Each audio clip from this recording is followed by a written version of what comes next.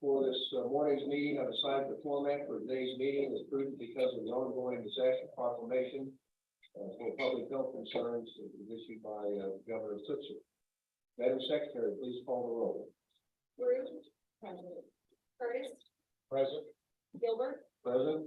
Hightower, Present. Odell, present. Calder, present. Sharma, Present. Simmons, Present. Pedrick. Roger, you're muted, Roger. He's trying. Well, I can read lips. He's present. Okay. A quorum has been established. The first item of board business is the election of officers, executive committee, and board representatives, and the annual appointments by the chair. First, are there any nominations for chair of the board? Yes, I would like to recommend Chairman Bill Gilbert to continue as chairman of the board. I second. It's been moved and seconded. Are there any other nominations for the chair? The nominations are now closed. Madam Secretary, proceed with the roll call for the election of chair. Bruce, Curtis, Yes. Gilbert, Yes. Hightower, Yes. Odell, yes. Calder, yes. Sharma, Yes. Simmons, Yes. Pedrick. Yes.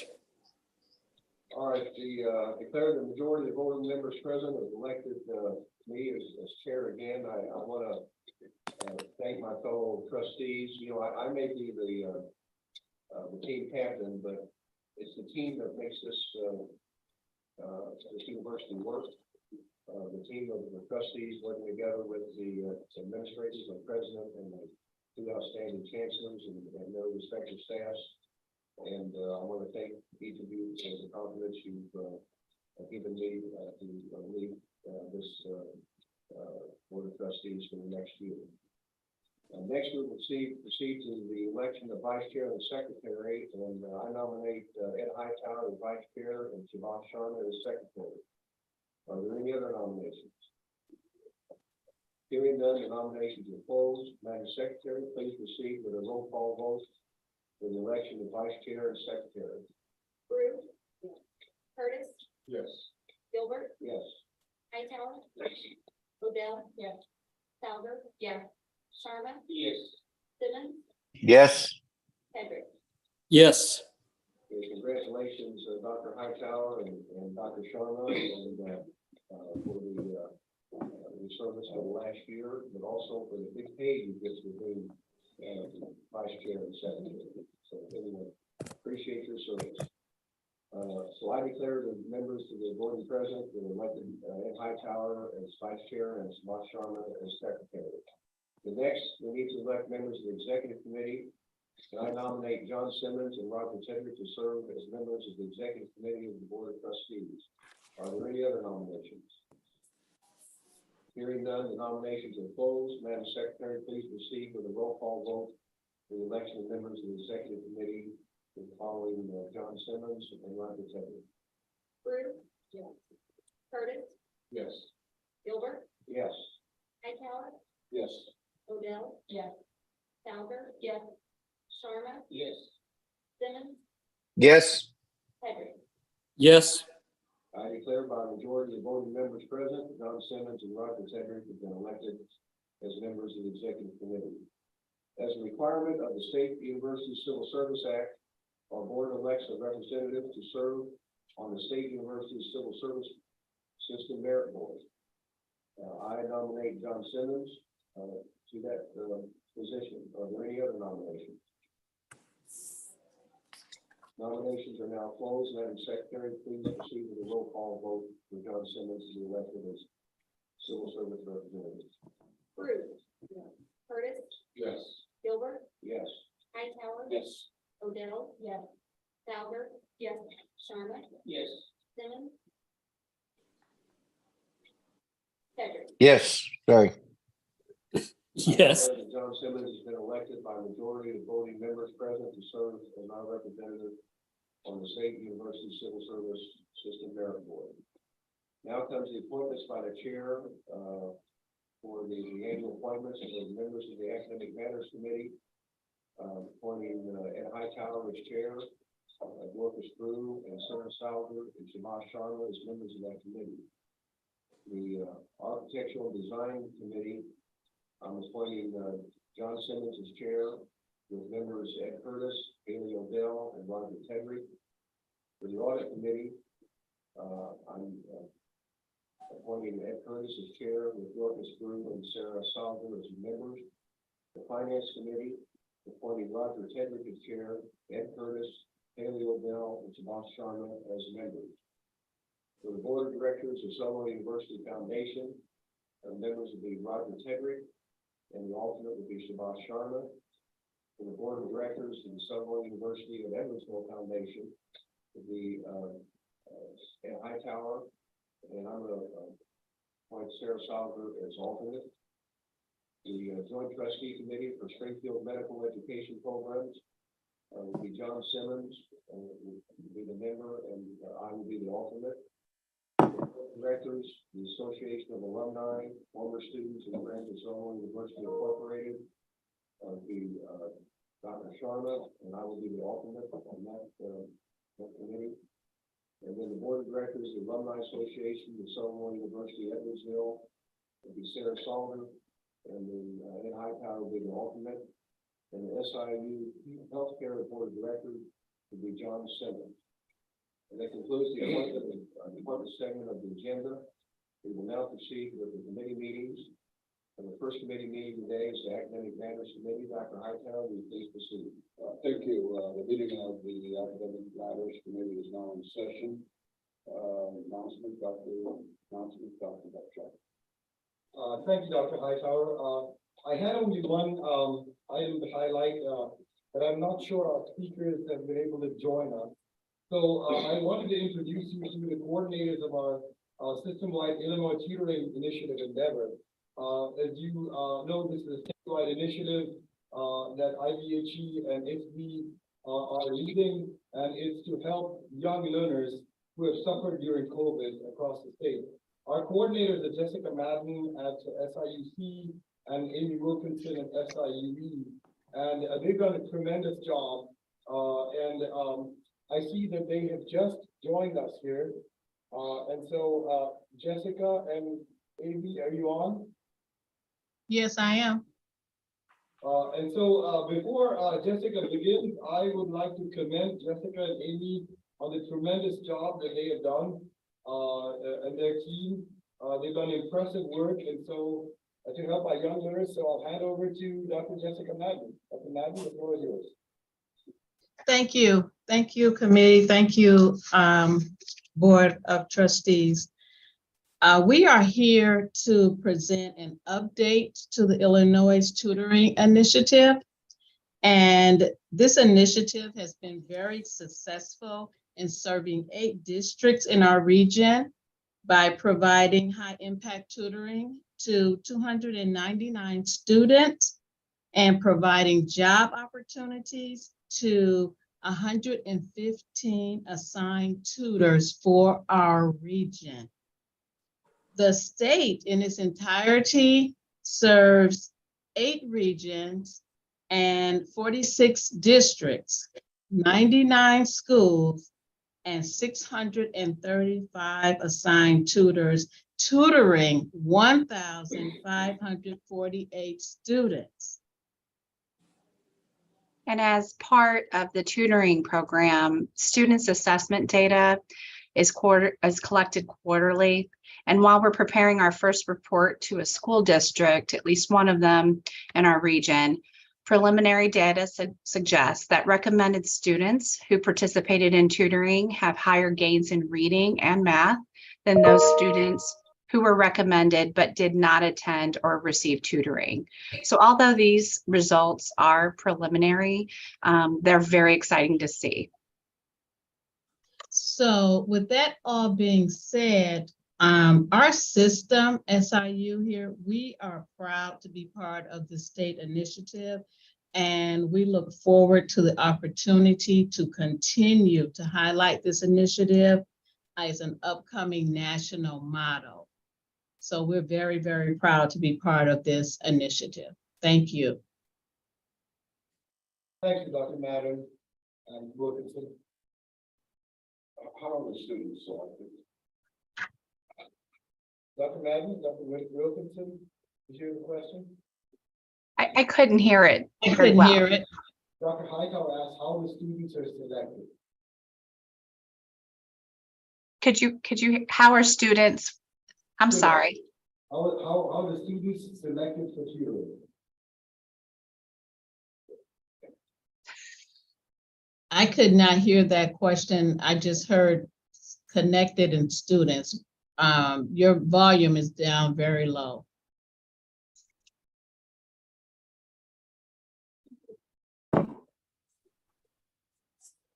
How our students Oh. collect. I see it in the chat. Thank you. Thank you. Thank you. Thank you. The district selects our students based on their scores because we're tutoring in reading and math. So most of our students are selected because they need remediation. But however, there are some students that we call our bubble students that's right in the middle of making those gains, and those students are also selected so that they can make those gains at the time of assessments. How often are the students service?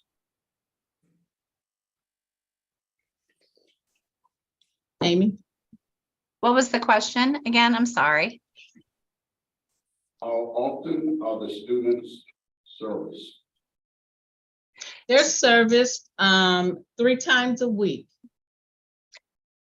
High impact tutoring requires a minimum of 2 to 3 hours a week, over 2 or 3 days. So, and they have the same assigned up to 3 students, same assigned with the same tutor. So it's not a walk-in, it's a building relationship type of tutoring program.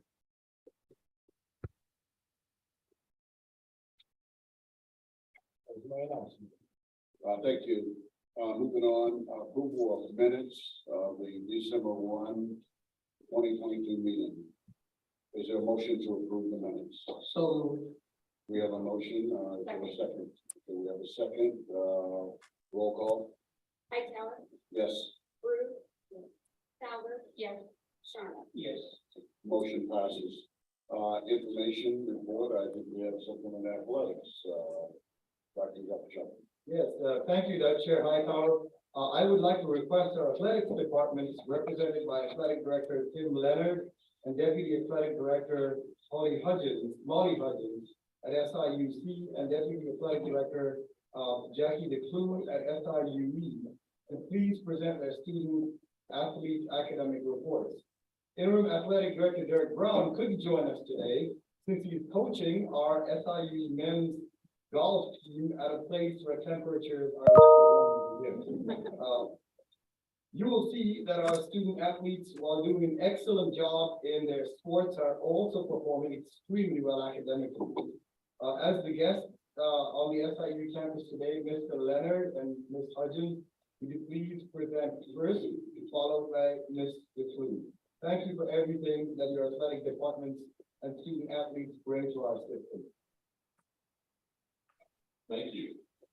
And thanks for having us. I'll tell you this much, after being on the job for 6 months now, I'm very bullish on where we're at academically with our student athletes and the athletics department. I know thanks to Chancellor Lane, who's previous to my arrival, we've been able to add some resources to our area. So I think in future years, it's even going to be better. In terms of our GPA, our departmental GPA for the 21-22 year was 3.194, and we had 13 of our 15 sports that achieved a team GPA of over 3.0. Our academic progress rate was a 965 during this reporting period, and we had 4 teams, volleyball, women's basketball, softball, men's cross country, that earned a perfect score of 1,000. Our federal graduation rate for this reporting period was 63.3%. This is 18 percentage points higher than the overall student body graduation rate. And then our graduation success rate was actually erroneously reported in what we had submitted, and the good news is it's to our favor. And I think we've been using the wrong number for a couple of years. So the good news is for the last 2 years, in 21, it was 92.6%, and in 22, 86.8%. And because of our 18 percentage points higher than the overall university graduation rate, that does qualify as a Carbondale for an academic need as part of the NCAA values-based revenue.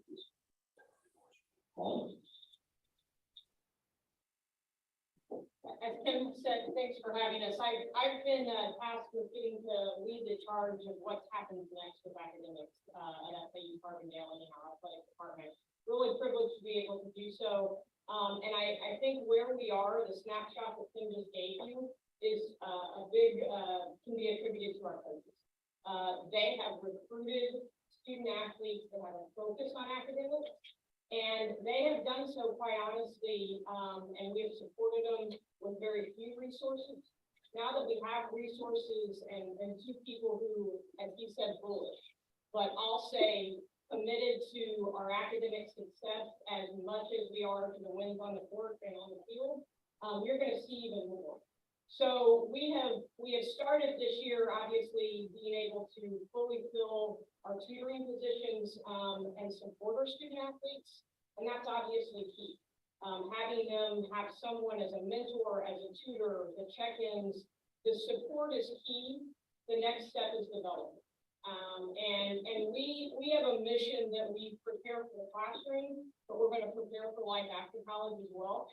And so that comes back, and I know from being understaffed from a global pandemic, we haven't been able to do some of the development workshops in the last few years that we're going to start back. But one of the things that I met with our staff team at our Student Athletic Advisory Council, they want and they're craving things such as career development workshops, financial literacy workshops. This is not only going to make us, I guess, better for our student athletes while they're there, but it prepares the solutions that we want to go on forward. And I think that's part of our commitment to when we bring a recruit in, the things that we have to do and make them want to come to SIU, but then also prepare them for life afterwards. It makes them a great alumni.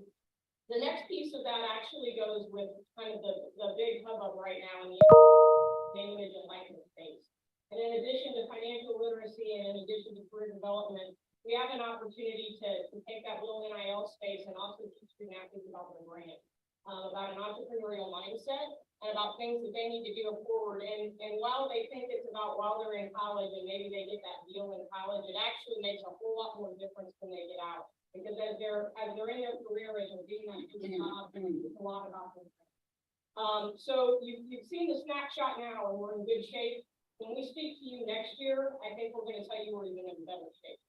And I will just close with a couple of sport and specific accolades. We've had some student athletes do some great things.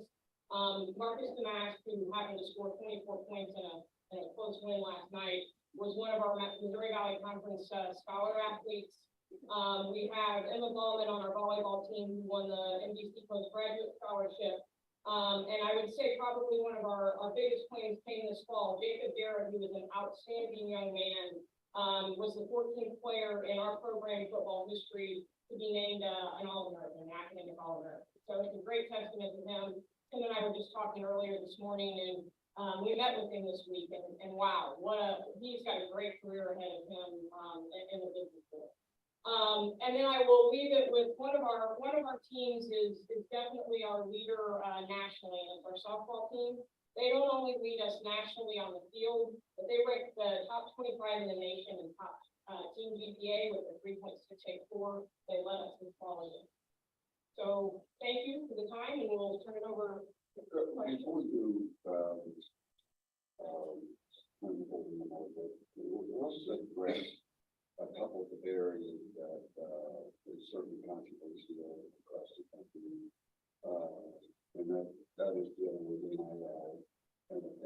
system.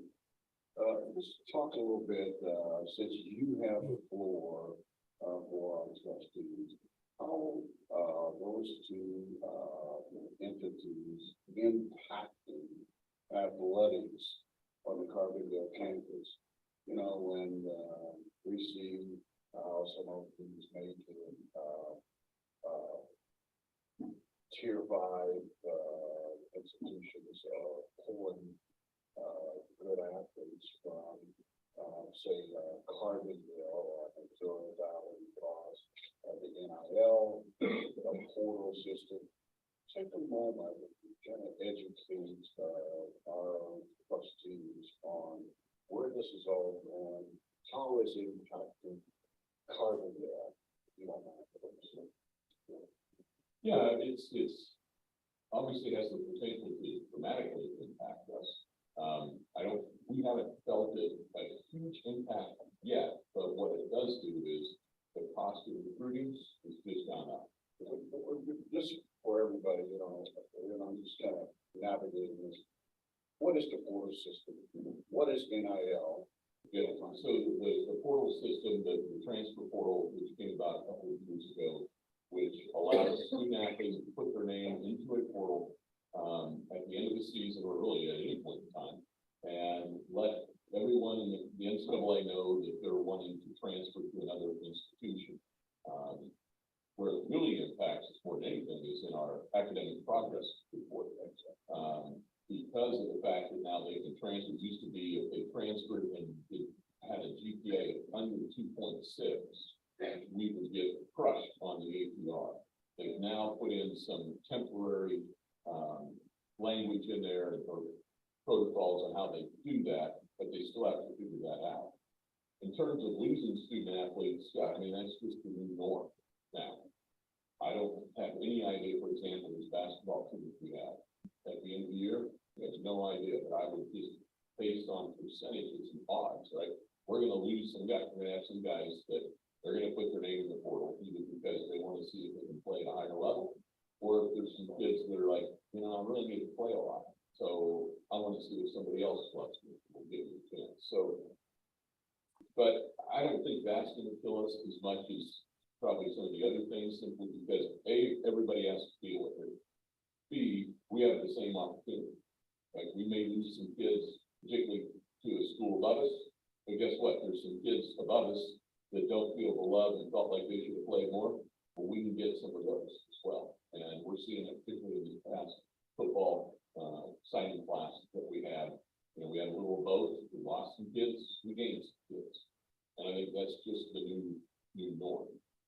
The NIL, on the other hand, is really kind of the new frontier. And it's going to be interesting to see how it all shakes out. I think there's been, particularly this year, where it's really the first full year of it in effect, and you saw at the higher level, a lot of kids that were getting paid some extremely large amounts of money.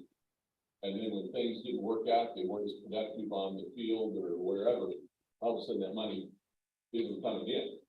And because some of those aren't really necessarily contractual, right? So it'll be interesting to see where all this settles out. We do have an NLI program in its infancy. Molly is leading those efforts. We do have a collective for football. There's not a lot of money in there, but we've had some of the guys get a couple $100. Basketball, we're in the process of starting that now. We will have some money in there. We had 2 student athletes. In my mind, the way NLI should work, these student athletes should have the ability to make some money off their name and anything like this. I'm not a big fan of the collectives where it's just schools going out and buying players. But we did have 2 men's basketball players just recently that a local health organization had received a grant and trying to launch this initiative. And one of the things they wanted to do was get some spokespeople. And they had reached out to us about getting some of our coaches, and they said, look, we'll pay them an honorarium and so forth. And they mentioned, oh, we wish we could get some of the players. But you understand, you can do that now. So, Marcus Damas, Lance Jones, they've done this PA announcement and put some stuff out there social media. It's not a lot of money. I think we get $1,000 each. And deals, and so that's the way it should work, right? Unfortunately, as soon as that rule got passed, it was about how quickly can we get money together to induce players to come to our universities. So. Questions or comments? I think someone who is not already very good. It's a little crazy right now. There's not a lot of guardrails and telling you right now. You know, I'm very impressed about the GP of our Carbondale athletes. yeah, we've got some great kids and great coaches. Yes. I'm from Carbondale. And I was on the faculty there for 35 years. Oh, good. Much more sincere. So I know them. But congratulations. Very good. And then one last thing I should have mentioned before I sit down. So Molly is my top advisor, top person in the department to help me run the program. She's only been on the job now 2 months. Correct. But it's important for y'all to know, not only does she have her Juris Doctorate, but most recently she comes to us from serving as the Dean of the College of Business at Lindenwood University. So it's a huge asset for us. I don't know if there's an athletics department in the country that's ever had a dean come work in their department. So believe me, I feel extremely blessed to have somebody with Molly's talent on join us. Molly, were you responsible for that post?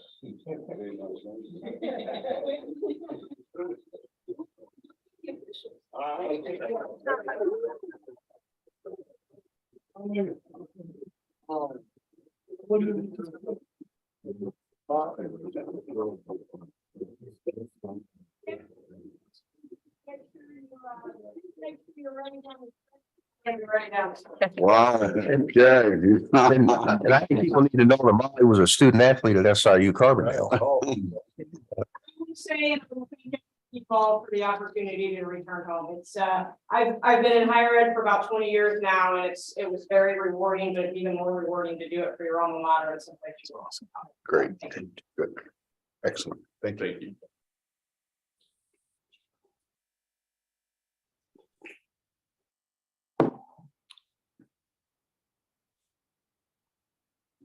Hello. My name is Jackie DeClue, and I am the Deputy Athletic Director at SIUE. And as Girish said, my counterpart, my interim AD, is playing golf in Orlando. But like he said, he is the golf coach, so we'll give him a pass. So I will be a solo party of one today for this presentation. I have spent the last 18 years in the SIU athletic family and 22 years working at the institution, and I, much like Molly, this is my alma mater. I graduated a few years ago with my undergrad here. So thank you so much for having me here today to talk about our wonderful student athletes. I want to start out with just talking a little bit about the mission of our Athletic Academic Services Unit. We are there to provide our student athletes the support and encouragement they need to do well academically, as well as personally. We strive to fulfill this mission through tutoring, leadership training, life skills programming, and academic mentorship. We believe in the development of the whole athlete, not only for their success here, but also preparing them for success in their future. I do want to talk a little bit about some of our academic points of pride that we have. I'd first like to start with talking about our graduation success rate, which is called the GSR. The GSR was developed in the NCAA in 2002 to accurately reflect modern day patterns of student enrollment and transfer. In 21-22, SIU's GSR was 95% and #1 in Division I public institutions in the state of Illinois. In addition, our 95% GSR tied us for #5 in the nation in Division I public institutions. That means we're outperforming academically institutions such as University of Illinois Champaign, Missouri State, Northern Kentucky, Murray State, and the University of Missouri Columbia, to name a few. SIU, since 2014, which was the first year that SIUE had a GSR, we have been the top 35 of all Division I public institutions, and then #1 or 2 in the state of Illinois. 6 SIU teams earned a perfect score of 100% on the most recent GSR report. Those sports are men's basketball, men's golf, women's soccer, women's tennis, men's track and field, and cross country. This was more than any other institution in the Ohio Valley Conference. I do want to point out one thing. The sports that I mentioned, you often don't see men's basketball in the top 100% of a graduation success rate, but our men's basketball team was.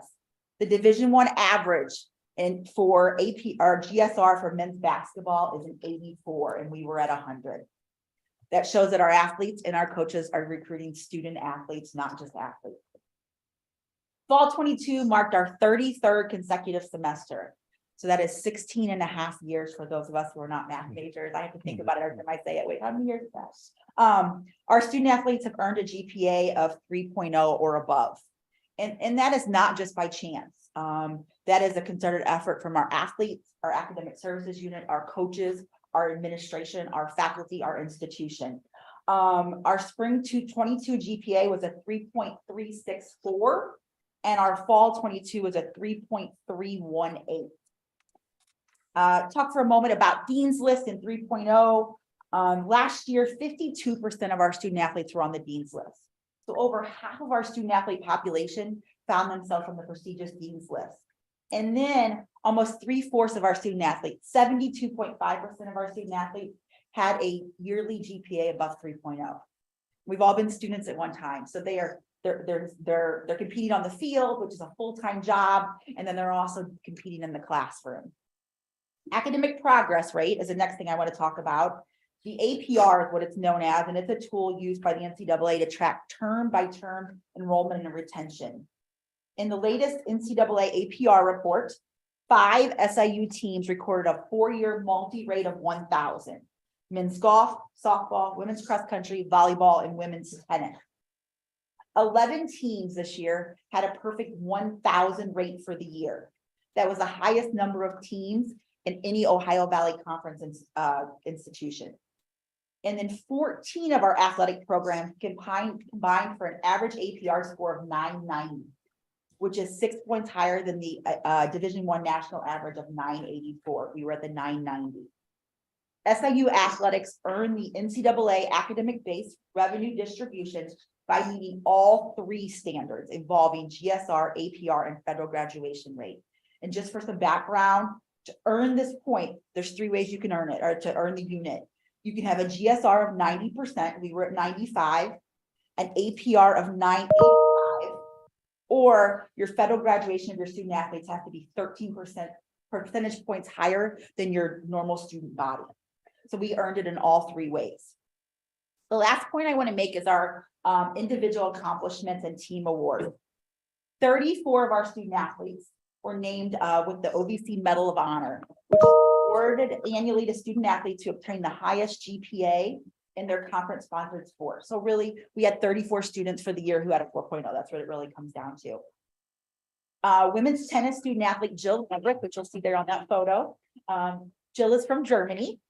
She became SIU's first OVC scholar athlete, and that is a wonderful honor. Only 6 student athletes a year throughout the whole entire Ohio Valley Conference are selected for this award, and it is the top award from the OVC. So we're very, very proud of Jill, and we will honor her at our basketball game on February 23rd for this award. Wrestling student athlete Saul Irvin earned the National Wrestling Coaches Association, NWCA, Division I Scholar All-American Award. Women's soccer student athlete Matea Digna was named as a 2022 NCAA Division I Scholar All-American. In addition, 9 of our teams were honored by their sports top association academic award. As you can see, athletic academic success is part of our culture. It's who we are. It's our expectation. When recruits come in on their recruiting visit, they meet with a member of the academic services staff. So as you can imagine, the 2 of us meet with a lot of recruits. But we're very clear from the start that when you come to SIU, you were expected to be a student athlete. And that is in our policies. If you have study tables and you miss study tables, you don't play in the game. So it's a concerted effort across the board to make sure that our student athletes have a wonderful academic experience and a wonderful athletic experience. We're extremely proud of our student athletes, And we will do everything in our power to continue to win, not only in the field, but to continue to win in the classroom. So thank you so much for having me here to talk about our student athletes. Are there any questions? Yeah, I'm gonna ask the same question, questions that I asked, Carbondale. But change it just slightly, the Ohio Valley, what type of discussions are you folks having, regarding NIL and, the portal system? Because again, as we, not to diminish, any particular conference, I'm heavily involved with the Big Ten Conference. But as we drop to the lower conferences, it gets very, very difficult with the NIL portal. Are there discussions occurring in the Ohio Valley, and maybe this is a question for the chancellor, to address those kinds of issues? So I'm going to just open it up for either one of you. So Let me just start, and then I'll let Jackie talk about what it means departmentally and sort of operationally day to day. 7 o'clock this morning, I began on a OVC call with other presidents and chancellors, and this was one of the conversations. And it's such a new phenomenon, and as you noted, it plays out so differently in mid-major conferences. And quite honestly, Dr. Hightower, I'm not sure that there's a universal sense of direction on this, right? Institutions are grappling with the policy environment, what it means for recruitment of particular student athletes, what it means for donors in their community. And I think it's probably will be another year or so before most of us feel like we actually have our arms around this. I would agree with Chancellor Minor. I don't necessarily think the NCAA completely has their arms around it. come on. Just this weekend, the last week, put out a message to all student athletes about promoting Adidas. And there are still questions that are arising that we went to SRO with the NCAA with, and our conferences is talking about, and we're waiting for SRO to get back to us. And I think they're as unsure in some ways as we are. I think much like Carbondale, we have a few student athletes who are getting that small amount of money for promoting, but it's not widespread yet in our department. A lot of it is Alani new will give you so many drinks a month if you promote them this many times on your social media. We're seeing things like that a lot. We are doing a concerted effort to make sure that we have some brand training for our student athletes. So we're starting some workshops on personal branding. Excellent. But you're not as developed in our NLI practices that you're going to see a Big Ten institution. Just because it hasn't trickled down to us yet. But I did think I would be remiss if I said it's not going to, because it is. It's going to trickle down, especially as we have more success, more people become interested. You see that in your fans, right? So I think as the word gets out and more people understand it, we will see more of that. And then in terms of the transfer portal, exactly what you said. I don't know. I don't know what it looks like day to day. We had a few men's soccer student athletes go in the transfer portal. I think student athletes are still a little confused of what the transfer portal is. I mean, I had student athletes say, where do I upload my highlight video? Can you show me? You don't upload your highlight videos. You just put your name out there. Will I get contacted? I don't know. We had one student athlete that went in the portal transfer to a bigger institution. He was the NBC player of the year. He had all these accolades behind him. He graduated from here, so he's an SIU grad, went to play his grad year somewhere else. How will it affect us in basketball? I think our coaches, it makes coaching very difficult because you don't know. It's so easy for students to transfer. But in men's soccer, much like we lost one or two, we gained one or two also who were playing maybe at that higher level, but they were that second string player and they were used to being the big fish and they want to come somewhere so that they'll be the big fish again. So it's so hard to say what that's going to do to us. We're just going to from academics, keep working hard and trying to keep our athletes and give them the best experience they can, academics, socially, personally, and athletically.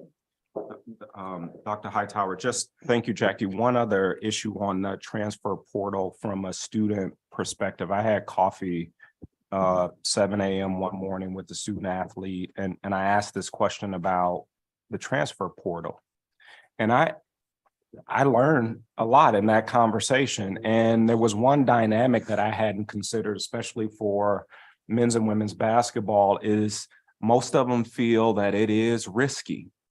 In other words, to declare that you're going to enter the portal, not knowing what will eventually happen does change the disposition of your current coaching staff, right? So the way this particular student athlete talked about the transfer portal was with trepidation and uncertainty about what it means. So that was just an interesting and unique perspective on the sort of risk reward calculation that they're doing before making that decision.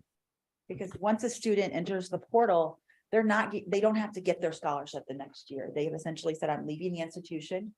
Some do, some don't, but they don't have that security anymore. They can't be cut in the middle of the year for going in the portal, but in the future they can. So that's where it comes from. And you do hear that and you do see that.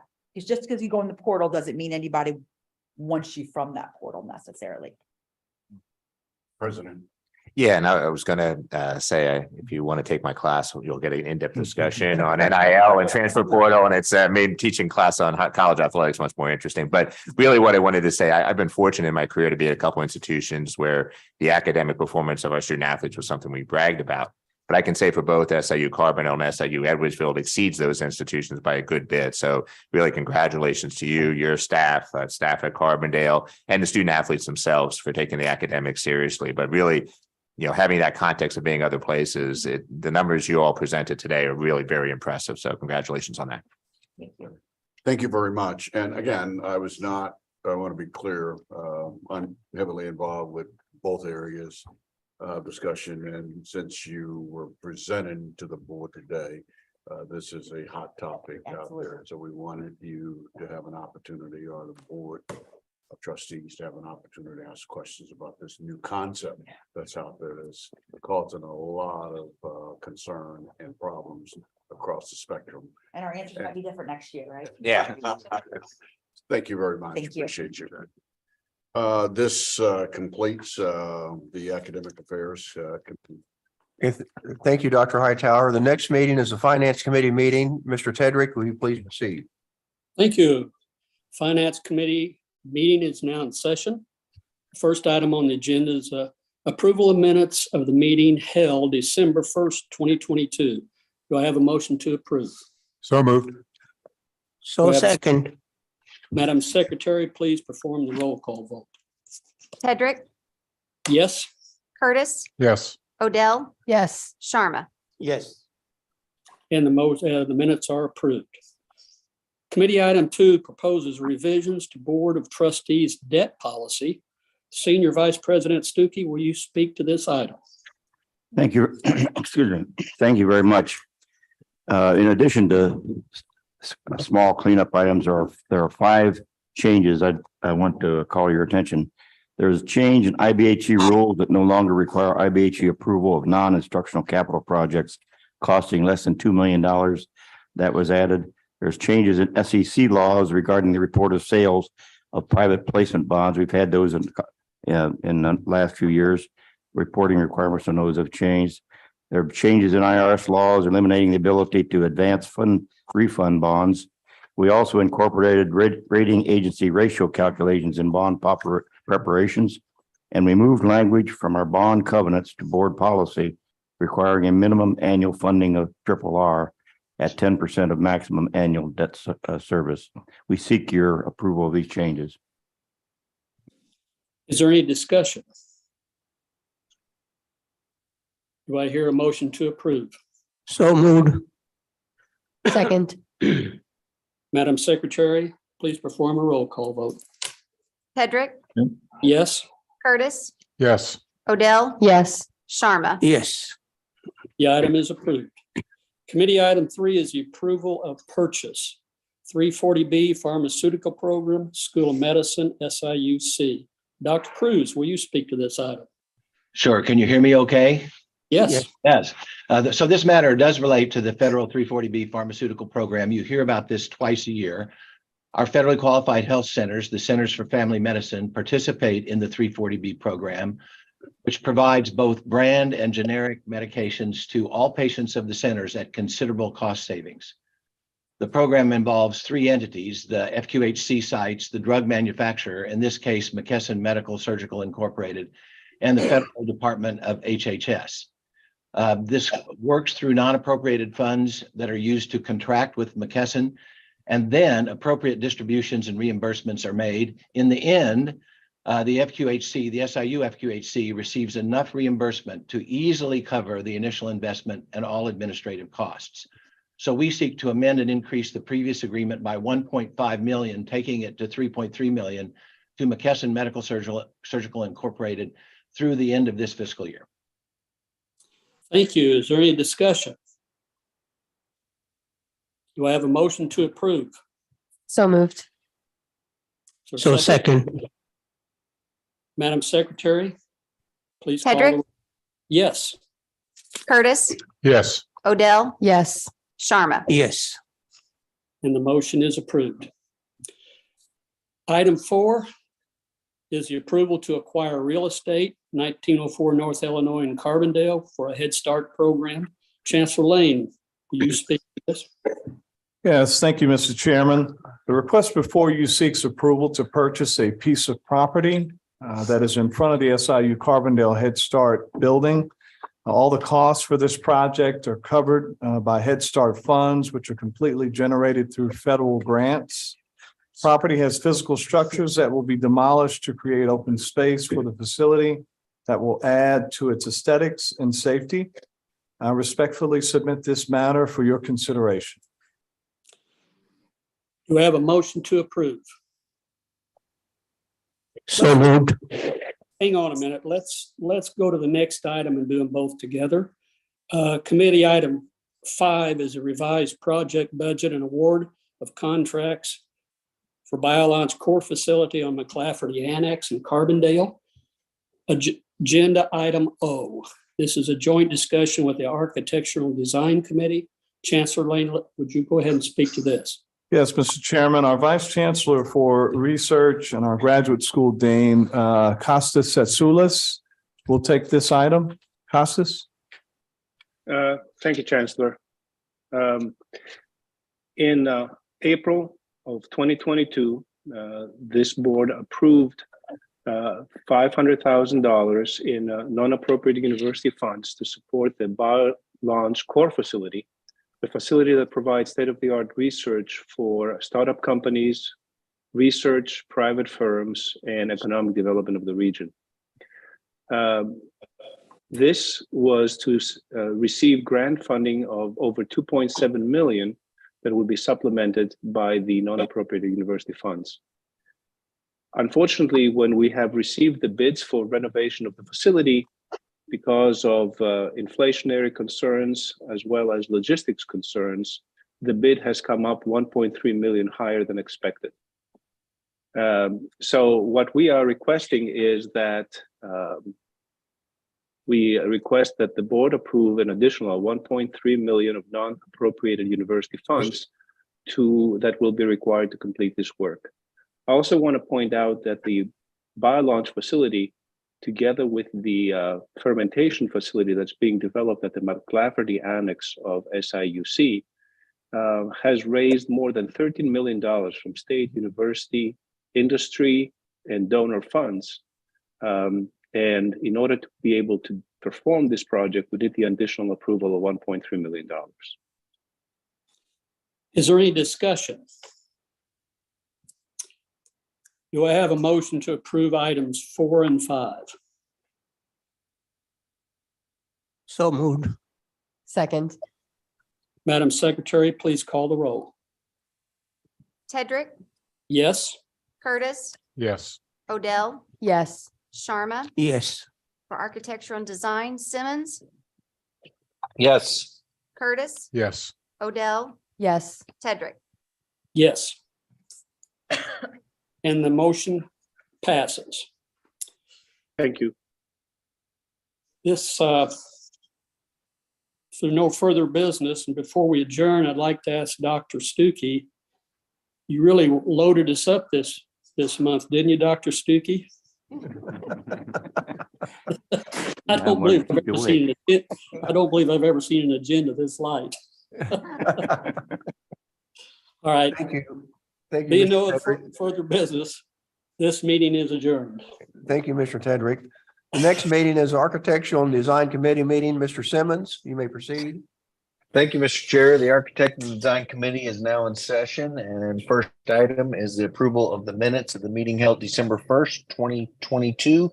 Is there a motion to approve the minutes? So moved. I'll second. Okay, thank you. Madam Secretary, could you please perform the roll call vote? Simmons, Yes. Curtis, Yes. Odell, Yes. Tedrick.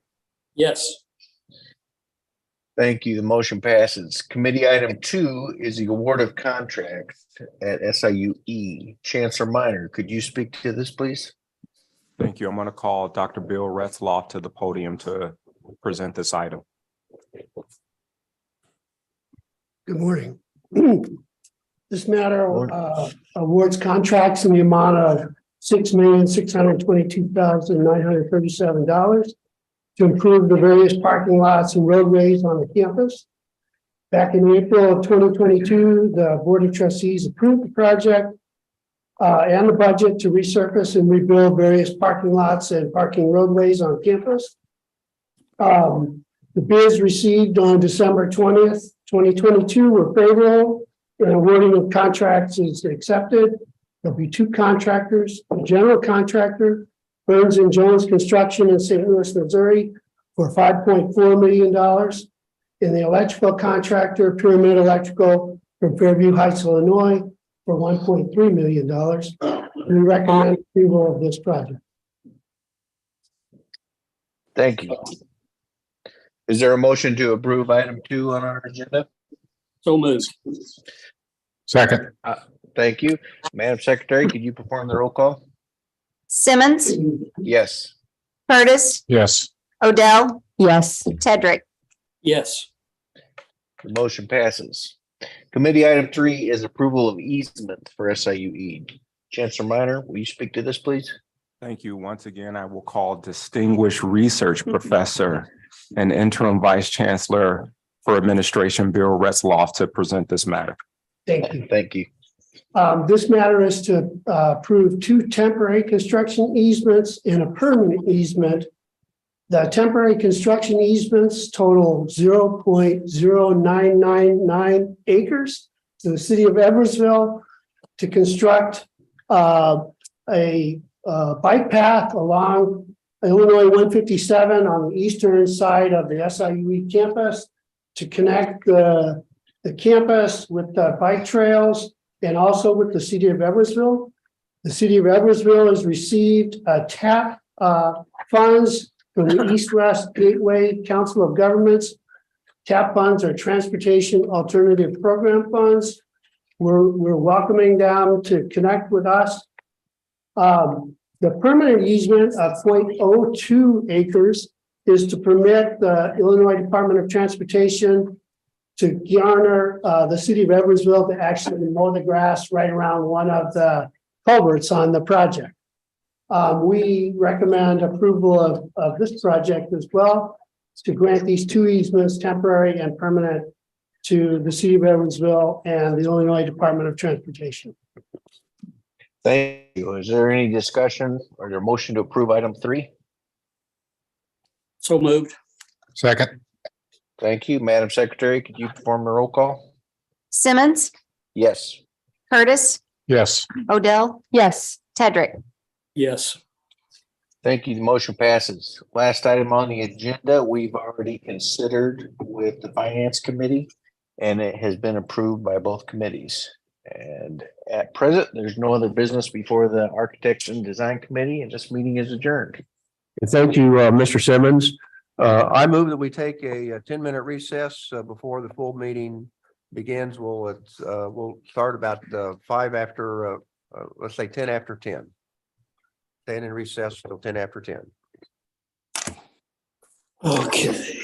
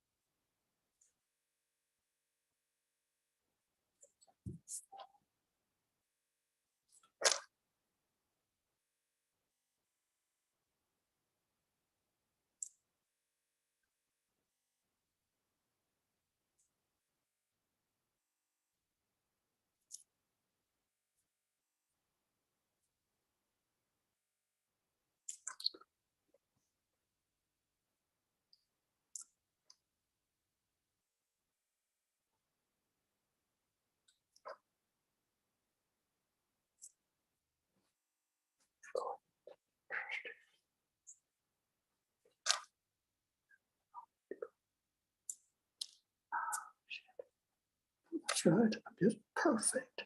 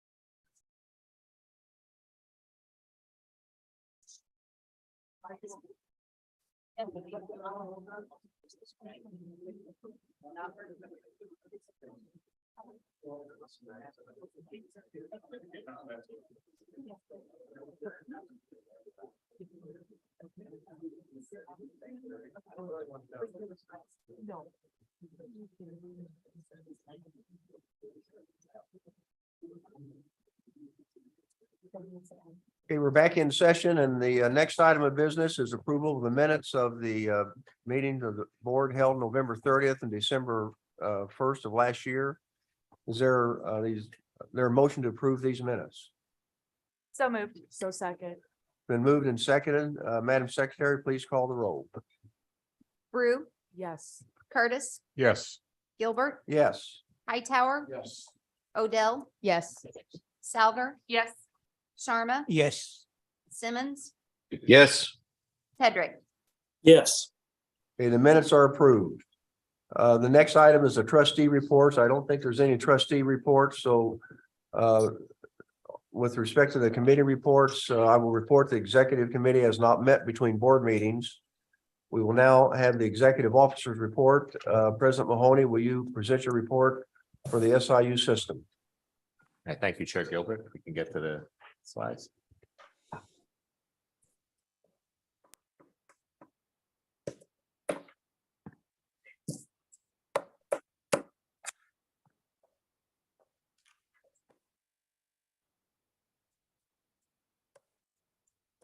Slide 2. There we go. So I just have a few updates. Obviously, everything we're doing right now is focused on our strategic plan, and just going to give you a quick update on where we are with that. We now have a draft document that's been put together based on the work of those 15 implementation teams, which really outlines not just the strategies, but timelines for strategy, metrics and timeline for metrics. We'll start with a smaller group and expand from there. Dr. Gupchup and I have been working with them on that and have given them feedback. So I expect to share that not just with the board soon, but the general public as well, so everybody can kind of see where we're headed to. But even as we're doing that, I wanted to highlight a few things that we're working on relative to the strategic plan. And goal 1 related to student success and academic innovation. One of the things that we've been very active with, and Dr. Gupchup has taken leadership on this, is the National Association of System Heads Network Improvement Committee. Is we have one that's focused on, we're involved with one that's focused on really course sharing across the system. We've been having several meetings over the last several months with our partners and other systems who are trying to do the same type of thing. I will say a couple things. One is we already have students who are participating in this, even as we're building this program out. But we expect to have an online course sharing infrastructure scheduled for fall of 23. So we are making progress towards that, and that's moving along well.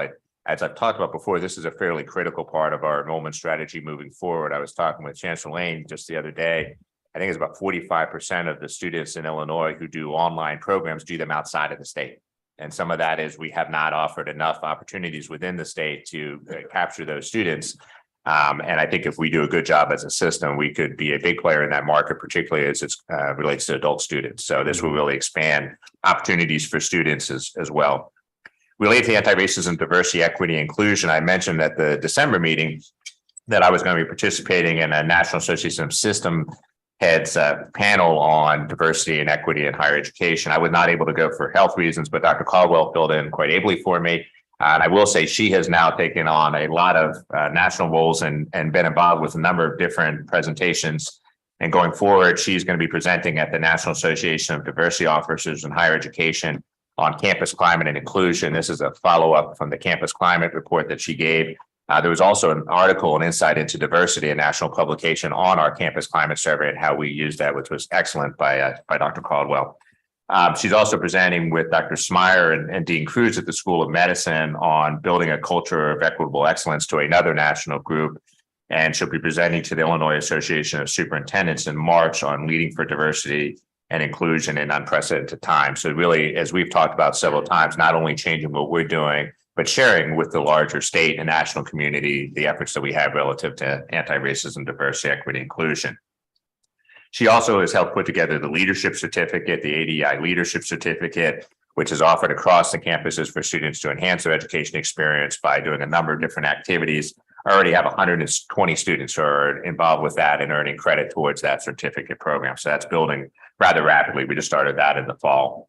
And we also just worked on the criteria for an ADEI Lifetime Achievement Award. We've been doing awards for research, inventor of the year, teaching awards, but really haven't recognized outstanding work in ADEI. To make sense if this is one of our priorities that we do that. So she's taking leadership on that, and that's pretty much ready to go. When we look at our Institute for Rural Health and Office for Community Engagement, two of our big priorities, a lot of activity is continuing in those areas. The Office for Community Engagement is involved with a number of partnerships, included with United Way, FEMA, and other organizations to help out local communities, and continues a lot of things we've talked about in the past. What I'm excited to talk about, and some of this relates to our wanting to expand our academic programs as well and enhance the workforce. We're expecting $1 million level of support from the federal government to provide support for our efforts relative to workforce development, as well as some operational funds to move forward the Institute for Rural Health and the Office for Community Engagement. So we are moving forward in a really positive way. That federal government support will make a big difference in our ability to make progress more quickly. We've also been involved with the prisons under Partners for Opportunities in Workforce Development, or PROUD grant. This is a $10 million grant recently received by the Illinois Department of Commerce and Economic Opportunities. SIUE, in partnership with the Illinois Innovation Network, which includes SIU Carbondale, was awarded $2 million of that $10 million to support the administration of this grant.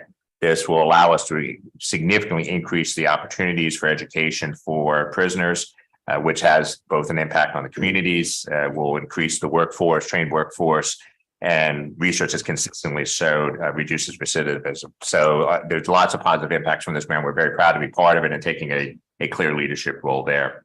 One of our other goals in the strategic plan is to provide more opportunities for faculty and staff. Last meeting, the staff presented what they've gotten from the first professional development opportunity relative to leadership. Those conversations continue, and we're planning more professional development opportunities across the system for our staff, particularly to allow them to enhance their skills and be ready for promotion or new opportunities. So a lot of things relative to the strategic plan are moving forward, and that is my report. Happy to answer any questions. Any questions for President Mahoney? If not, Chancellor Minor, will you present your report on behalf of SIUE? Thank you. I want to begin my report by sharing just a couple of updates on fall enrollment projections. I'll then share some exciting news about the long anticipated health sciences complex and information about how SIUE is engaging our regional and local community. I'll conclude the presentation or the report with a continuation of the conversation the board has been having about effectively communicating the value of the university to internal and external audiences. I believe it's now completely safe to say that the college enrollment landscape has completely changed. We have all heard about the so-called demographic cliff, fewer and fewer students graduating from high school, intensifying competition for college enrollment. We've seen a fairly universal elimination of standardized exams used in college admissions, and it's now easier than ever to apply to 15 universities with a few clicks of a button in the Common Application.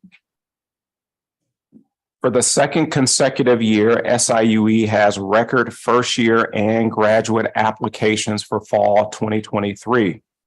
While this is encouraging, we all know that applications received is no longer the barometer it once was for actual enrollment. Yield is the new battleground for new enrollment, converting those applications to commitments to attend with either a housing deposit or a registration action. SIUE is working actively and differently to improve yield by increasing the level of engagement after acceptance, even at the department level, connecting academic departments with students who have been admitted to the university, attempting to more effectively leverage financial aid and scholarship packaging is also a big part of our strategy. Graduate applications, as you can see, are up significantly, 159%, testing the capacity of our programs and our student affairs staff to support international students. The growth in graduate application numbers reflect substantial increases in interest from a few countries: Ghana, Nigeria, Bangladesh, Gambia. This is in addition to the two largest sources of international students, India and Nepal. It's important to note that international students are also interested in a wider array of academic programs here at SIUE. Business administration, accountancy, mathematics, public health, and environmental science are just a few of those programs. This slide shows our fall enrollment targets. These are targets that we're working really hard to accomplish. 2,100 first-year students would represent the second largest incoming class in the last 15 years. And enrolling 1,000 new graduate students would likely set a new record for SIUE. I want to pause here. Sorry, Kedra. I want to pause here on the enrollment slide and just mention that a big part of our enrollment strategy is new enrollment. But it's also doing a much better job at retaining the students who are currently enrolled. That has to be a big part of our strategy. A couple of weeks ago, SIUE executed the contract that will begin construction on the $105 million health sciences complex funded by the state of Illinois, located on the northeast corner of University Drive and University Park Drive. The new academic building will house both the schools of nursing and pharmacy. The design will incorporate the existing pharmacy buildings and allows for the expansion of both programs. This is really important. Many of you know that Illinois will face a shortage of nearly 15,000 RNs by the year 2025. And today, 52% of registered nurses in the state are over the age of 55. This new academic building will facilitate the production of much needed nursing professionals in the state, and it is already a source of optimism among employers in the region. The building project was not spared from inflation associated with construction costs. I'm not sure when it's all said and done, the atrium pictured here will be as grand, where we may have to make some adjustments there. The design and build team has worked closely with the deans from both schools and the provost to make modifications while trying to preserve as much of that critical instructional space as we can. The construction is scheduled for roughly 720 days. I understand that there's an over-under pool that I heard about last week, which is roughly 2 years. So we look forward to inviting the board to both a groundbreaking ceremony and eventually a ribbon cutting ceremony. 2 weeks ago, SIUE welcomed over 200 guests to the first evening with the chancellor. This was an event designed to strategically move the university into the community and into community spaces while reconnecting alumni and supporters to the forward momentum of the university. By all reports, the event was well received, and I'm pleased with the planning and execution by the SIUE Foundation staff who did a really nice job putting on this event. SIUE will host Evening with the Chancellor events in Chicago on March 8th and in St. Louis at some point in mid-May. As a result of the increased and intentional engagement, I'm pleased to announce that SIUE alumnus, Mr. John Martinson, has committed a $4 million gift to SIUE, the largest single alumni gift we can find on record, which is exciting. We're thrilled to be able to celebrate with Mr. Martinson in May during commencement when he accepts his honorary degree that was approved by the board during the previous meeting. Part of SIUE's commitment to community engagement is being a reliable partner when called upon. Only this time the call came from a judge, Judge Gilbert, about the possibility of hosting a naturalization ceremony at SIUE on January 27th of this year. The formal court proceeding granted citizenship to more than 100 individuals from 39 countries. This event was particularly meaningful for two reasons. First, SIUE first-year student Joyce Todrow, seen on the left, on the screen, had the honor of leading the Pledge of Allegiance for the ceremony. Joyce was also naturalized by the presiding judge Beatty in September of last year, just 5 months before this ceremony. Joyce, originally from Cairo, Egypt, is an honor student majoring in business marketing. Second reason, we had a very special guest, in addition to a host of judges, U.S. Senator Dick Durbin, who provided remarks during the ceremony. The senator shared a story about his parents' journey to America and congratulated new citizens. And among those new citizens were 2 current SIUE students. I want to say thanks to Chair Gilbert for considering SIUE as a host for the ceremony. If I could jump in there, Chancellor Minor. One of the more pleasant duties that federal judges do is naturalize new citizens for this country. And this was an opportunity for having this, and I've had naturalization ceremonies on the Carbondale campus over the years. This is the first one. We used to do them in Collinsville at the Convention Center. This is the first time that we've had it here on this campus. And I want to thank Chancellor Minor and his staff for showcasing, rolling out the red carpet for 100 new citizens, plus probably 150 people, friends and family that came to observe this. Trustee Odell was there, and I introduced her to the crowd. President Mahoney was there. And I know that Letty was there, and I saw Provost Cobb there. But after the ceremony, I had the opportunity to meet, the SIUE pharmacy student that was naturalized, and to see the joy in her face of becoming a citizen of the United States. I never get tired of seeing that. And many people might not realize this or know this, but some almost 25 years ago, give or take a year or two, I performed a naturalization ceremony when Trustee Shabazz Sharma became a citizen of this country. Little did we know then that today we would both be serving on the Board of Trustees of this great university.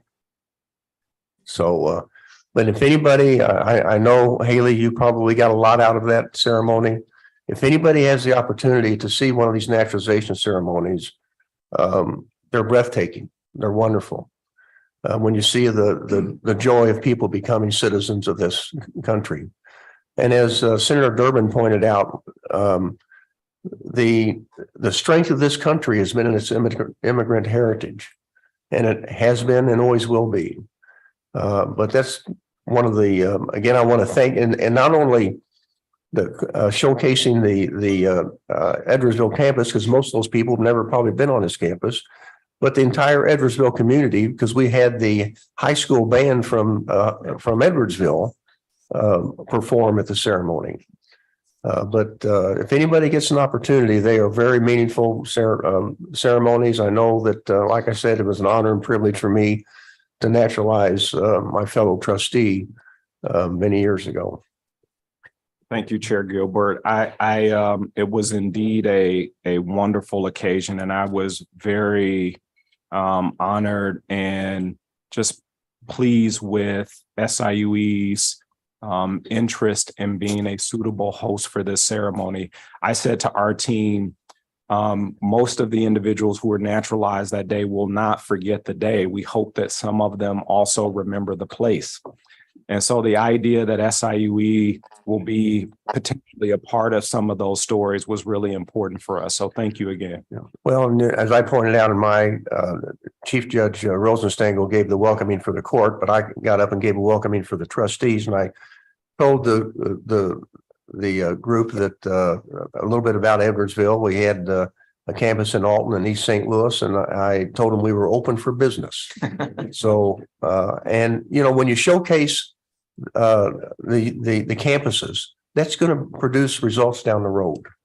And again, I couldn't be happier with Chancellor Minor, with you and your staff and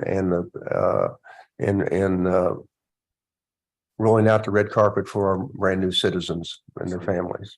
Thank you. Thank you. The last update I will share with the board today is about how SIUE is continuing to increase visibility and enhance its brand to more powerfully reflect the value, strength, and the ambition of the university.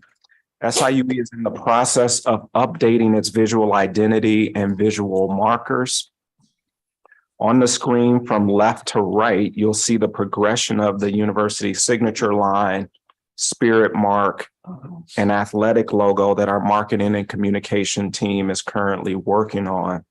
To be clear, the updates are in progress and will be staged in over time, so no one will need to throw out their stack of business cards tomorrow. And there should also be no concern whatsoever that we're going to go from being the Cougars to the Anteaters or something. This is enhancement, not a major change. It's important to note, however, that most universities make these kinds of changes about every 7 to 8 years. That's sort of the update cycle. For some of the markers on the screen here, you'll see are more than 17 years old. This slide provides a chronology of the SIUE Cougar logo, and depending on when you were a student, you may resonate with one or another of those logos. You can see the time intervals for each, and again, the current logo that was introduced in 2006 is now about 17 years old. Under the leadership of SIUE's new executive director for university marketing and communications, Kedra Tolson, the SIUE community has been asked to vote on a new Cougar logo. So last week, current students, faculty, staff, SIUE alumni, including about 4 of our trustees, received an email asking them to vote. This has been a fun and engaging way for most. There has been a fair bit of commentary about what you see on the screen, which is to be expected in any university community. But we hope this is a fun and engaging way to reignite a sense of school spirit and to signal institutional progression. The winner will be announced soon, and we believe that this combination of updates will enhance the overall visual identity of the university. I'll come back to the board in April with an update on how this project is progressing. And Mr. Chair, that concludes my report. Okay, thank you. President Mahoney, you wanted to say something before? Yeah, two real quick things. First of all, I want to say I got my vote in immediately. I'm not going to say which one I voted for because I don't want to bias the process. But I will say I was heavily influenced by my wife, who has a much better eye for aesthetics. She told me which one she thought was best, but she said they were both good. I will say that. I want to go back to something that Chancellor Minor talked about at the beginning. I think it's just helpful for people to understand the context of higher education today when he talked about the yield rate. And I've been doing this for a long time, and people who know me well know I'm a numbers guy. And traditionally, yield rates were usually in the 30 to 40% for institutions like ours, both Carbondale and Edwardsville and other places I have been. And we could generally rely on it not varying a whole lot, which made our fall enrollment fairly predictable. I will say most places that I've talked to, and even what we've seen here, we're maybe half of what we were even 4 or 5 years ago as far as yield rates. And it varies much more than it did before. So the predictability, and this has implications both from what we do from classes planning and everything else to financial planning, has become much more challenging, in part because it's just not as predictable as it once was. And I think it's just helpful for people to understand. And it's not unique at all to SIU. This is certainly the case at a lot of other similar institutions. This is just the way it has changed. And so it's made it a little bit more challenging for us, but it is the reality we deal with today. Thank you. Chancellor Lane. Yeah, thank you, Mr. Chairman. I think we're going to pull up our video. Jim is driving over there, and while he's doing that, I want to give Jim a big thank you, and he and his staff have done an incredible job in bringing our campus to life. So some of the shots you're seeing there obviously kind of go back to our December commencement and something we all know and love and do every year. So a lot of excitement that's happening on campus. That's the guy I want to tackle right there. That's an inside joke from yesterday's dinner. I said, if I could just tackle, sometimes it's my own frat brothers, Chancellor Minor, it's our own frat brothers who are trying to have a step show right there at commencement. So we want to get them off the stage and just tell them thank you and congratulations. So next slide. We had very sad news. About a week ago, I was driving across campus. I actually went back to campus to get my laptop, and as I was driving and leaving the campus, I noticed over in Thompson Point, we had a lot of police cars and ambulances and everything else that was there. And unfortunately, as I walked in, we got terrible news that Peyton had passed away. Peyton is a true example of how you get involved immediately. This student started out in our summer bridge program in 2021. He jumped into the dog pound and became a leader in the dog pound. His picture you see now is him part of the marching Salukis. He was involved in some of everything. And yesterday morning, I attended his funeral with my vice chancellor for student affairs. The support and love that was there was incredible. A lot of our students were there. We had several of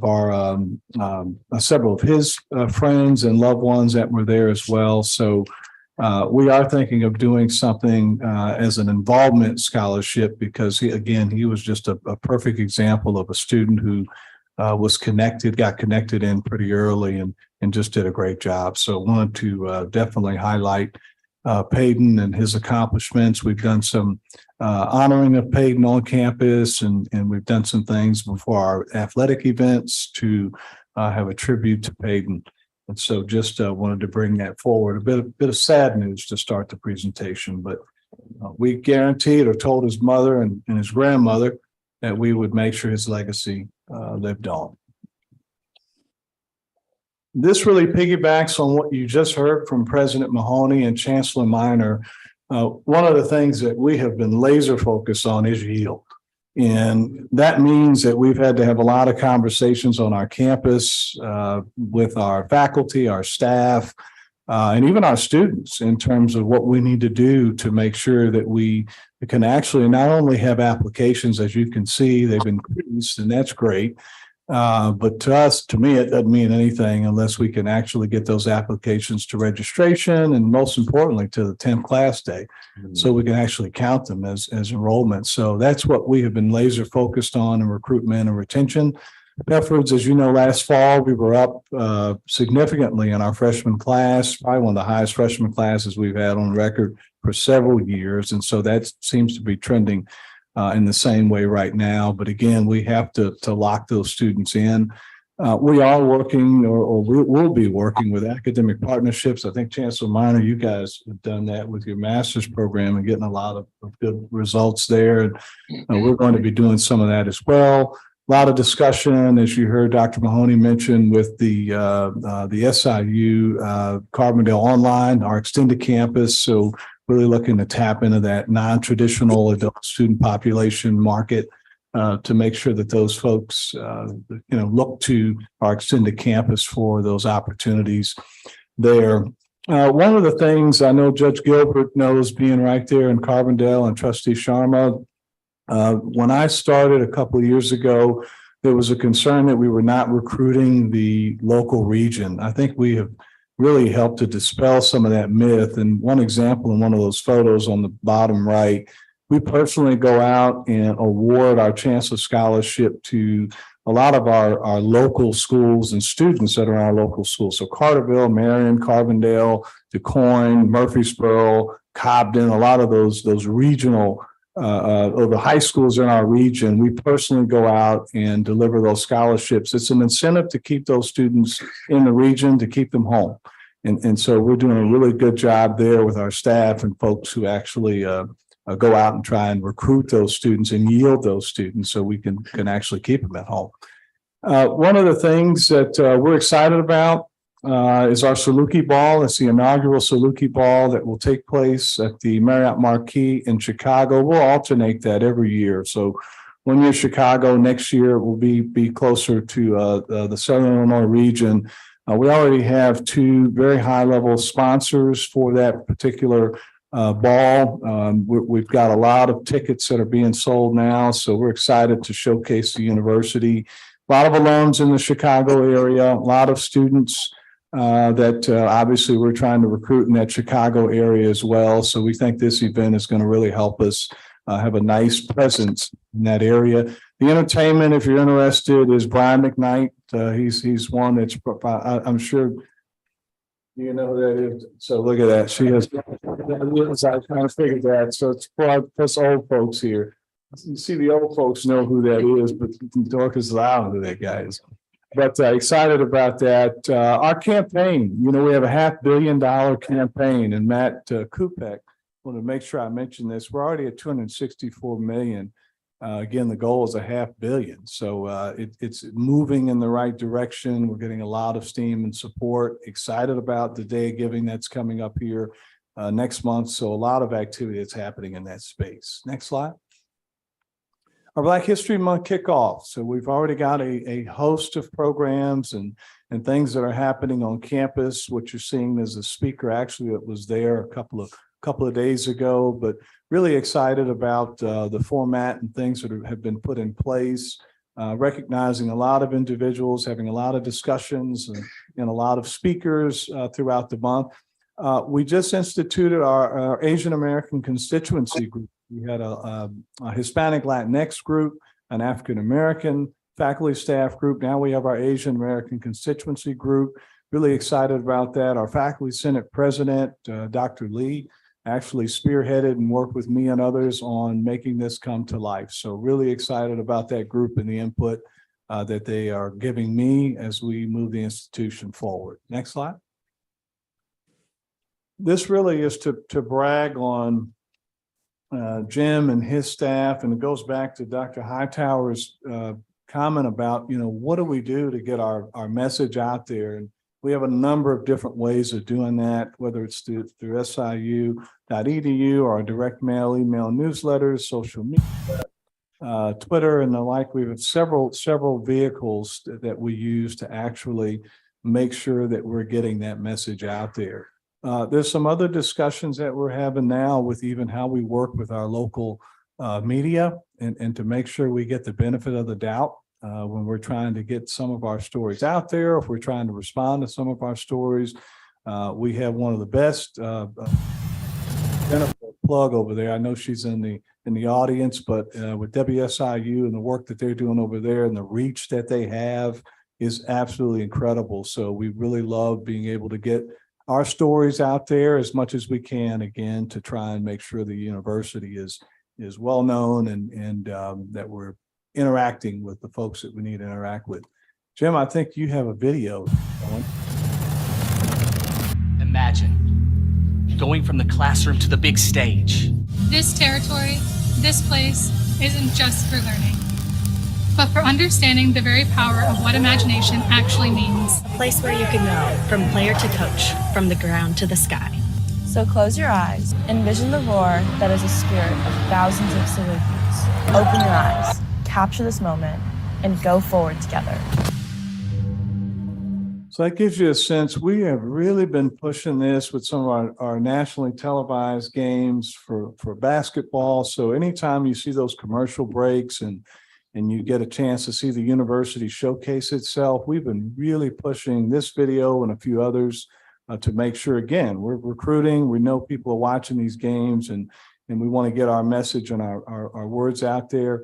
We've also been doing this in different parts of the state and outside of the state on billboards. So you'll see the Imagine, that's part of our strategic plan, the Imagine 2030, Imagine SIUC in 2030. So we're really trying to get the point across that imagine starting with us and going anywhere, right? Whether you are in rural areas of Illinois or whether you're in an urban environment in Chicago or in St. Louis or East St. Louis, imagine what you can do if you attend the university and some of our academic programs and where that can take you. So doing a lot of that to get that information out to showcase the university.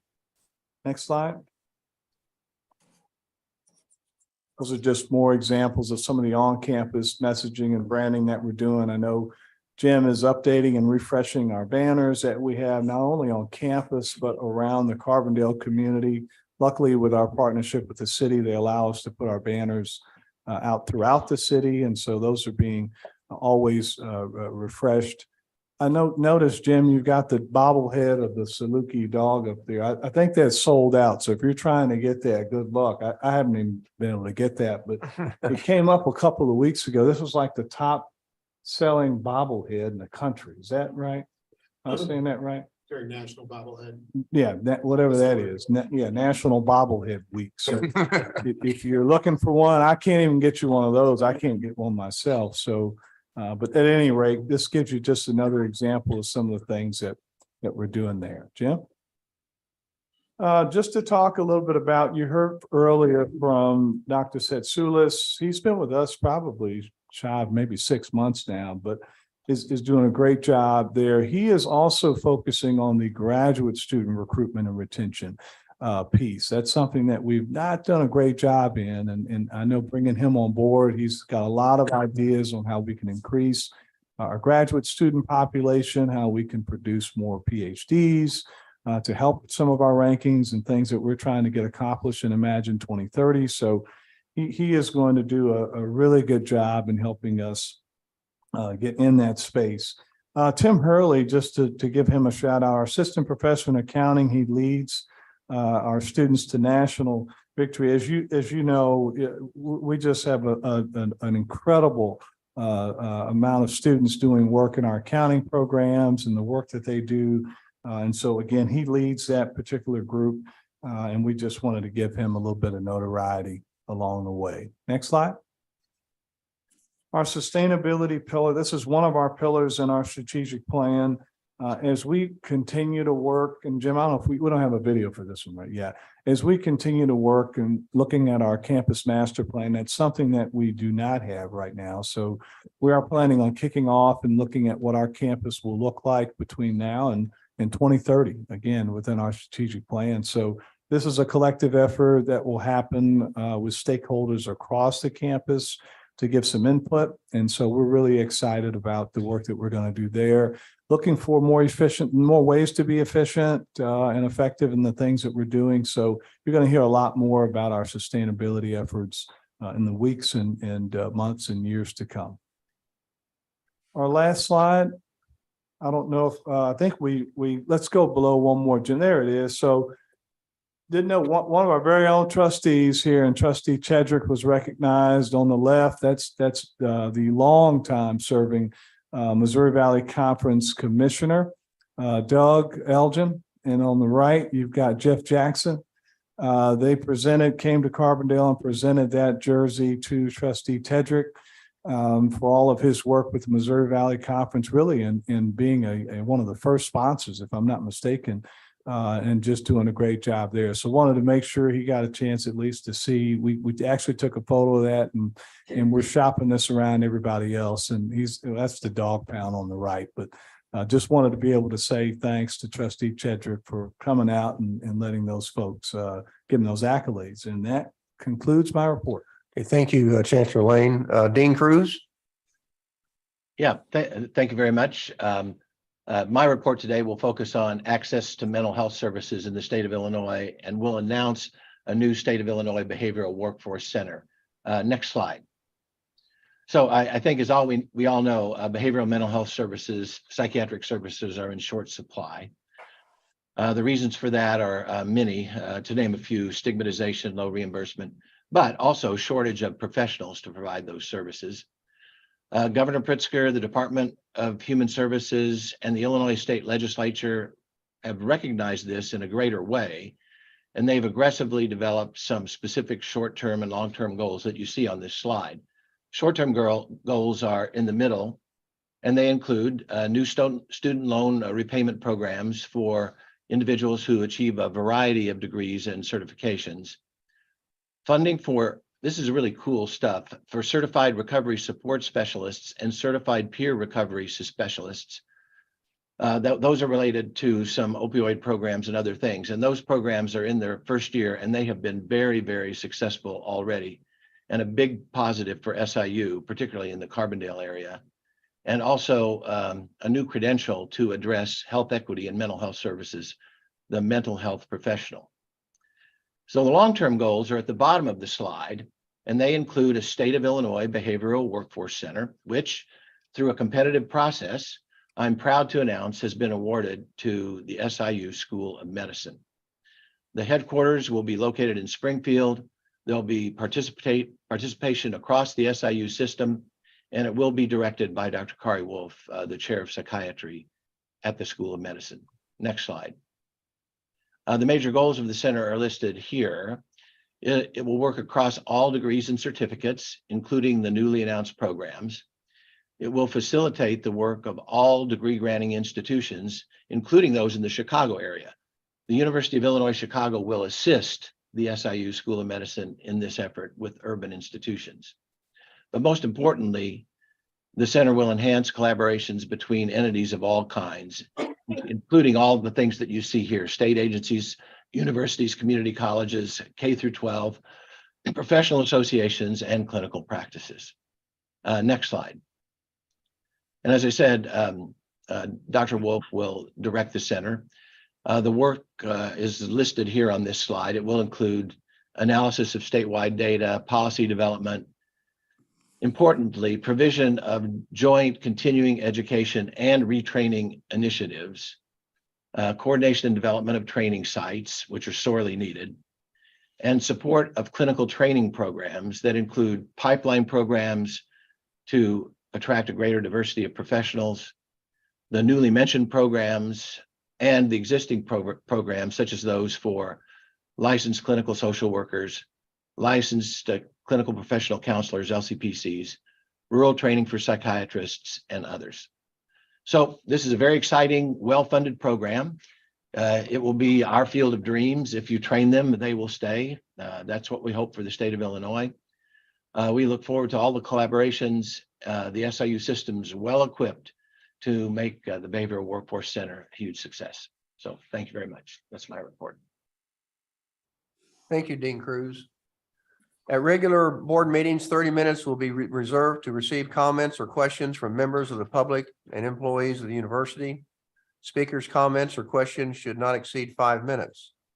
Persons wishing to speak shall contact the executive secretary of the board. The executive secretary of the board shall maintain a roster of those seeking to speak and shall call the speakers in order. Madam Secretary, do we have any speakers today? Yes, we have two. First, we have Dr. Ed Navarre. Dr. Navarre?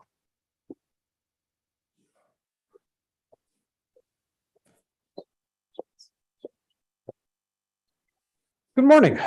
My name is Ed Navarre. I'm president of the SIUE Faculty Association. I'm speaking on behalf of the vast majority of the teaching staff at SIUE, 400 tenure track faculty, and due to some details of contract bargaining, also for 250 instructors and lecturers. The Faculty Association has been negotiating our contract for 1 year and has been without a contract for 224 days. Some parts of the new contract are agreed upon. However, salary negotiations are not progressing. The Faculty Association offered a salary proposal in May of 2022. In September, you, the board, approved a 0% increase in the SIUE salary pool, and the Faculty Association received the next day the first counter proposal on salary, offering 0%. This was an unacceptable proposal. Since the last SIUE faculty salary adjustment, inflation has been more than 10%. Therefore, an increase of less than 10% over the length of our next contract would be an effective pay cut and lead to the loss of faculty.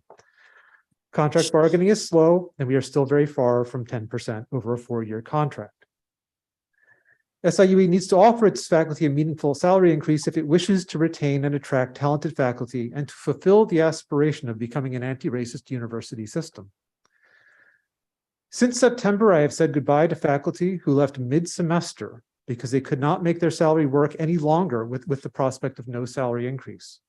I will say goodbye to several other colleagues in May who have decided to finish the academic year, but have decided to move elsewhere or retire early. Recently, an instructor wrote to their union representative saying, and I quote, "I am done. I cannot continue as an educator under these conditions. I used to love my job. I never expected the university to end up being a place I dread to be." These words of despair are from a long-term instructor who is well known for their commitment to supporting students. Morale among teaching staff is low. The prospect of no increase in salary while shouldering the effects of inflation is a burden. Rapid policy and practice changes, such as the hiring process, strain the faculty's ability to compensate and make us weary. The general sense of uncertainty in the future, as the budget planning for the next year drags on more slowly than anyone can remember, leaves us anxious. Morale is indeed low. SIUE already struggles to be competitive in faculty salary. The equity study that we completed last year was able to correct many problems, but still left faculty paid overall 12% less than the median of our comparable schools. A meaningful salary increase is essential at this time to be able to attract faculty that are needed to achieve the system goal of diversifying the faculty, building an anti-racist university system, and continuing to excel in teaching. I ask you, the board, to act to allow SIUE to address its budget challenges. The legislated split of state funds to the SIU system makes the SIUE budget very dependent upon tuition and fees. Several years of no change in tuition and fees have made the economic situation even more difficult. What changes to fees and the allocation of funding to SIUE can the board choose to provide SIUE the resources necessary to address its current challenges? Offering a 0% increase to faculty may allow a budget line to be smaller, but it will not help SIUE to achieve its goals. The SIUE faculty are willing partners in the goals to address the retention and graduation of students, and especially to address the disparity of success among our Black students. The additional efforts required to achieve these goals will need resources, among them competitive compensation, to all of the educational staff and faculty. Austerity will not help fix all of the issues that SIUE faces, nor will austerity help to retain faculty. I ask you, the board, to act to allow SIUE to address its budget situation, because doing nothing is taking a stance against present and future faculty, against anti-racism, and against providing the best learning opportunity for those students who choose to come to SIUE. Thank you and good day. Thank you very much for your comments. Next speaker. Dr. Rachel Tollett.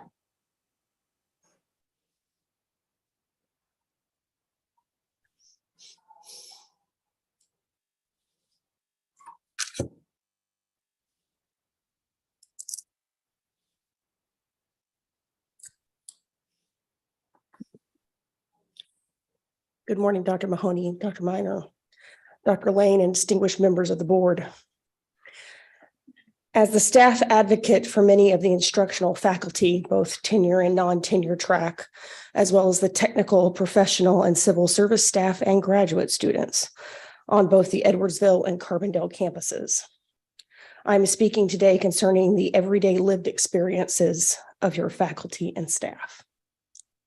I came to Southern Illinois from my adopted city of Chicago because I am a lifelong advocate for higher education. As a former faculty member and prior to that a K-12 music teacher, I see my current role in the work of faculty and staff as a public trust, a moral covenant to work for and with the people who come to us for their most necessary experiences, our students. We collectively are here to educate students, and the education that our students receive are directly indexical to the working conditions of faculty and staff. I hope that as the board continues to work on large-scale strategic plans, that you will remember the humans who teach, research, facilitate reimbursements, advise students, make sure books and library materials arrive on time, and the repair tech who fixes the microscopes, or the dental assistants who make sure that low-income community members receive care. In my time here, I have found that there are members of the administration equally committed to large-scale plans and the care of people. And I would be remiss in this moment if I were not to highlight the cause of people and thank a few.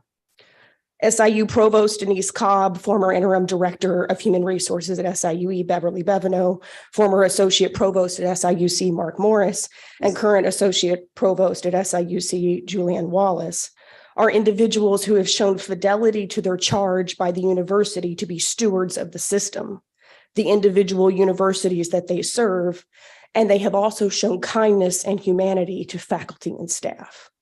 I hold these individuals in the greatest professional respect, even when we often disagree over individual matters. I had to smile recently when a survey came to me as a friend and donor to SIUE to help select the new cougar. As much humor as I derived from deciding which cougar bore a great similarity to one of my own two house cats, I made my choice while I also read an email from a teacher who had no heat in their classroom, a 20-plus-year-old employee who was a faithful servant of the Carbondale system, who was considering transferring departments not because he didn't love his job, but because he was so overwhelmed at work with no offer of overtime that he was 60 days behind his regular schedule for approving department reimbursements. And his biggest concern was not for himself, but the fact that students and faculty might not get their money on time. Nearly every day, I receive emails and calls from faculty and staff and graduate students across the system where the primary shared message is a constant sense of reduced morale.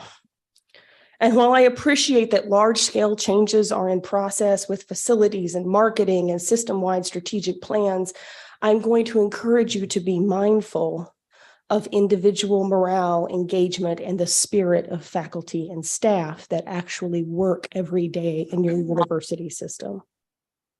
I understand that my days, and probably most of your days, are full of reports that contain lots and lots of numbers. And numbers are how we make lots of decisions in our contemporary world. And we can talk about enrollment, and we can talk about metrics, and we can talk about success planning. But all of those things are not people. The one thing that has impressed me the most since coming here is how many faculty and staff and graduate students tell me how much they came here and they stayed here because they were dedicated to the students at the various campuses.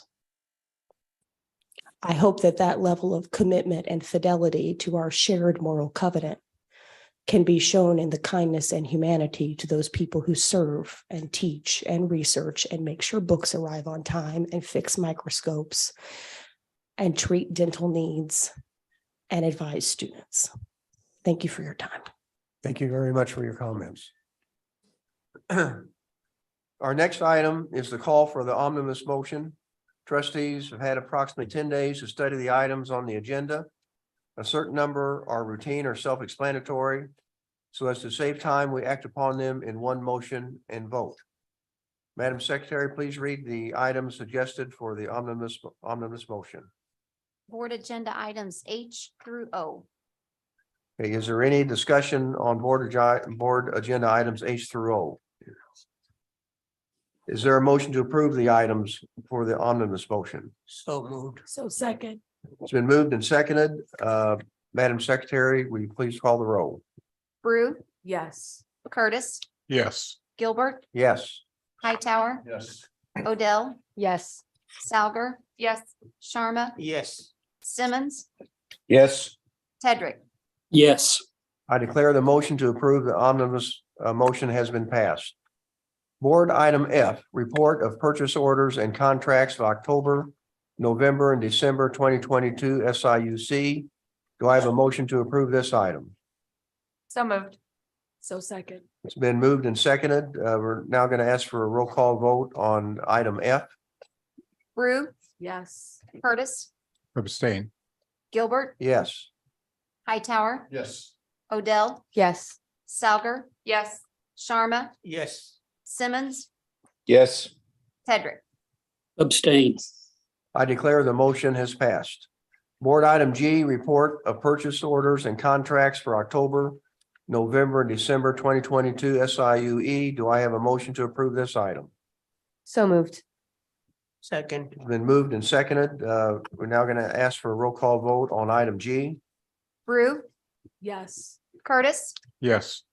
Gilbert, Yes. Hightower, Yes. Odell, Yes. Salger, Yes. Sharma, Yes. Simmons, Yes. Hedrick. Recuse. Couldn't get that out. Okay, I declare the motion has passed. That concludes the business of the Board of Trustees today. The next regularly scheduled meeting of the board is planned to be held April 27th at the SIU Carbondale campus. A news conference will be held immediately at the conclusion of this meeting. May I have a motion to adjourn? So moved. Second. It's been moved and seconded. The Madam Secretary, please take the roll. Brew, Yes. Curtis, Yes. Gilbert, Yes. Hightower, Yes. Odell, Yes. Salger, Yes. Sharma, Yes. Simmons, Yes. Hedrick. Yes. The motion is carried and the meeting is now adjourned. And thank everyone for coming and participating.